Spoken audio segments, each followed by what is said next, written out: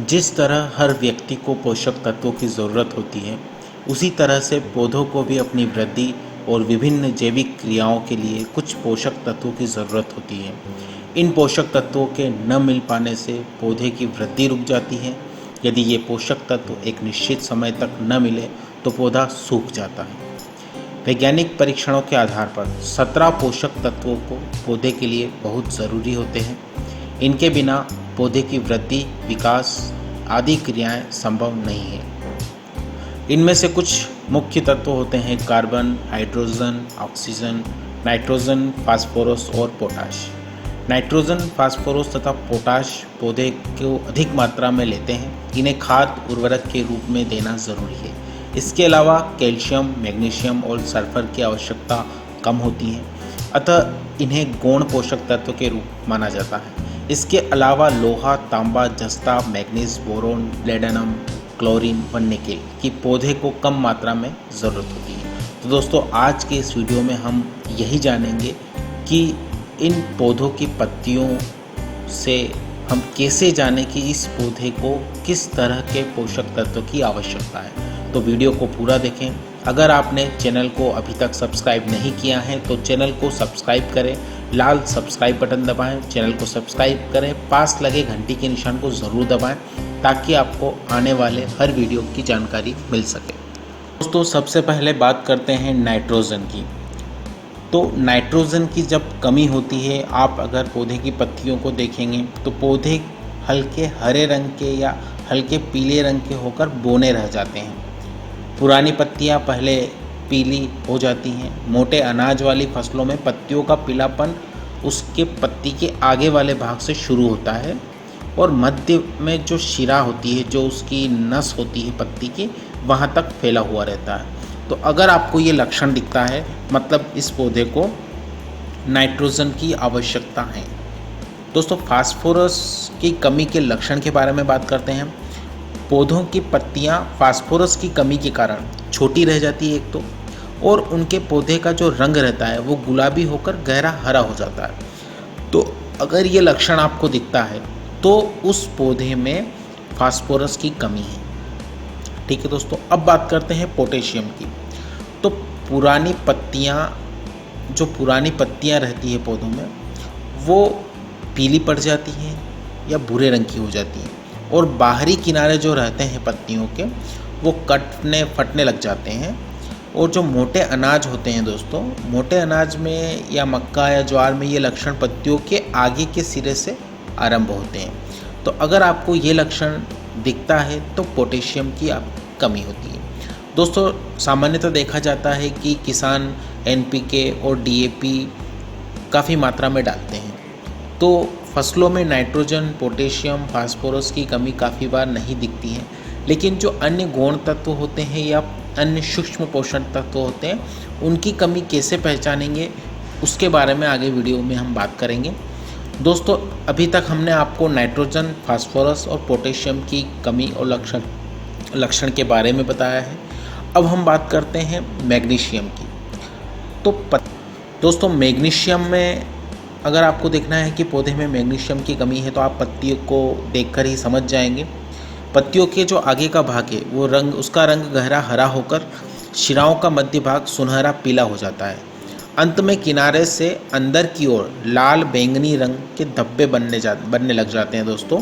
तो इसका मतलब ये होता है कि आपके उस पौधे को मैग्नीशियम की आवश्यकता है। ठीक है दोस्तों, उसके बाद बात करते हैं हम जिंक की, जस्ता। सामान्य तौर पर पत्तियों के शिराओं के मध्य हरितिमाहीन के लक्षण दिखाई देते हैं और पत्तियों का रंग कौसा की तरह हो जाता है।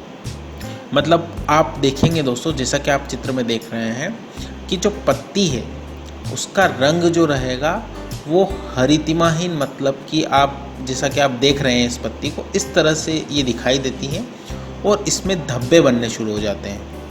तो इसका मतलब ये है कि आपके इस फसल को या पौधे को जिंक की आवश्यकता है। अब बात करते हैं दोस्तों मोलिब्डेनम की। तो जो नई पत्तियां होती है दोस्तों, वो भी इस कमी के कारण सूखने लग जाती हैं, हल्के हरे रंग की हो जाती है। मध्य शिराओं को छोड़कर पूरी पत्तियों पर सूखे धब्बे दिखाई देते हैं। नाइट्रोजन के उचित ढंग से उपयोग न होने के कारण पुरानी पत्तियां जो रहेगी वो हरितमाहीन होने लग जाएगी। मतलब दोस्तों, जैसा जिंक में थोड़ा आपको लक्षण दिखता है वैसा ही लक्षण रहेगा, लेकिन इसमें कुछ लक्षण डिफरेंट रहेंगे। जैसे हल्के हरे रंग की हो जाएगी और मध्य शिराओं को छोड़कर पूरी पत्ती पर सूखे धब्बे आपको दिखाई देंगे। तो अगर आपको ये दिखता है तो आप देख लीजिए कि आपकी इस फसल को या आपके इस पौधे को मोलिब्डेनम की आवश्यकता है। बात करते हैं दोस्तों कॉपर की।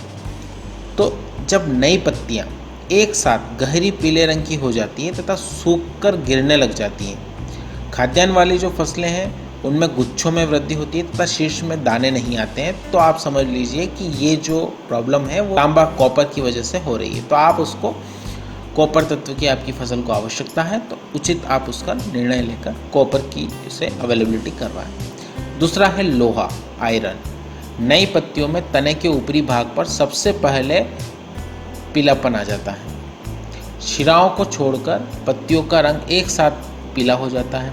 उक्त कमी होने पर भूरे रंग का धब्बा या मृत उत्तक के लक्षण दिखाई देने लग जाते हैं। तो इसमें आपको आयरन की कमी है।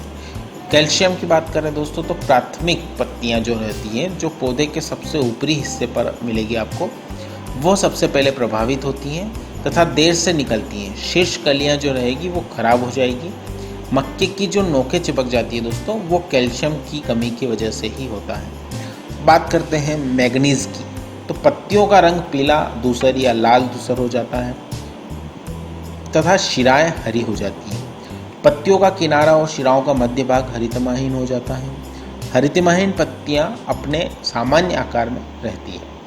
आकार सामान्य रहेगा दोस्तों, लेकिन आप अगर उसको जब देखेंगे तो पीला धूसर या लाल धूसर कलर उसका हो जाएगा। तो ये मैग्नीज की कमी है। गंधक, सल्फर जिसे बोलते हैं, अगर इसकी कमी होती है तो पत्तियां शिराओं सहित गहरे हरे से पीले रंग में बदल जाती हैं तथा बाद में सफ़ेद हो जाती हैं। सबसे पहले नई पत्तियां इससे प्रभावित होती हैं। तो दोस्तों, अगर सल्फर की कमी है तो जो ऊपर की पत्तियां रहेगी, जो नई पत्तियां आ रही हैं, उनमें आपको ये प्रॉब्लम दिखने लग जाएगी। अब बात करते हैं बोरोन की कमी से। तो जो सबसे ऊपर का भाग रहता है पौधे का, उसके पास पत्तियों का जो रंग है वो पीला होने लग जाता है और जो कलियां रहेगी, जो पौधे की कलियां आ रही हैं, वो सफ़ेद या हल्के भूरे मृत उत्तक की तरह दिखाई देने लगेगी। ऑटोमेटिक आप जब उसको देखेंगे तो आपको लगेगा जैसे पौधे की ऊपर की जो कलियां आ रही है वो सूख रही है। तो ये बोरोन की कमी होती है दोस्तों। तो ये ध्यान रखें, जितने भी ये पोषक तत्व हैं, एक फसल को पोषक तत्व की आवश्यकता होती है। जैसा कि बताया गया है 17 तत्व होते हैं ऐसे। तो हमेशा ध्यान रखें दोस्तों कि आप अपनी फसल या पौधे को देखते रहें। आप इन पत्तियों के लक्षण को देखकर ही समझ सकते हैं कि आपके इस पौधे को किस तत्व की आवश्यकता होती है। सामान्यतः दोस्तों, जो माइक्रोन्यूट्रिएंट होते हैं, जो पोषक तत्व होते हैं, वो 4 अवस्थाएं होती हैं इनकी अलग अलग। उन चारों अवस्थाओं में इन्हें पोषक तत्व की आवश्यकता होती है। सबसे पहले ग्रोथ स्टेज की बात करें तो जब आप बीज डालते हैं, उसका जर्मिनेशन या फिर इस्टेब्लिशमेंट होता है, जब पौधा उगने लग जाता है, अंकुरण होता है और थोड़ा बाहर निकलता है ज़मीन से, तो उस समय आपको आयरन, जिंक और मैग्नीज ये तत्व बहुत ज़रूरी होते हैं। जब ये वेजिटेटिव ग्रोथ करता है, मतलब उसमें पत्तियां आने लग जाती हैं, फूल नहीं आते हैं, पत्तियां आने लग जाती हैं, उस समय आपको आयरन, जिंक, मैग्नीज, कॉपर और बोरॉन ये तत्व आपको ज़रूरी रहेंगे, ये आपको देने होते हैं। उसके बाद का स्टेज होता है दोस्तों फ्लावरिंग एंड रिप्रोडक्शन। जब फूल आने शुरू हो जाते हैं और फूल से फल आने शुरू हो जाते हैं, तो उस समय आपको आयरन और बोरॉन ये आपको देने की आवश्यकता रहेगी पौधे को। ये पोषक तत्व तो बहुत ज़रूरी रहेंगे उस समय पर। फिर बात करते हैं मैच्योरिटी और सेंसिंग। जब फल आ जाता है और वो फल पकने की स्थिति में होता है, तो उस समय आपको कॉपर, मोलिब्डेनम और बोरॉन ये पोषक तत्व देना ज़रूरी होता है। तो दोस्तों, आप हमेशा ध्यान रखें कि आप अपने पौधे की पत्तियों को देखकर ही समझ सकते हैं कि आपको किस तरह के पोषक तत्व आपको अपने फसल में या पौधे पर देना है।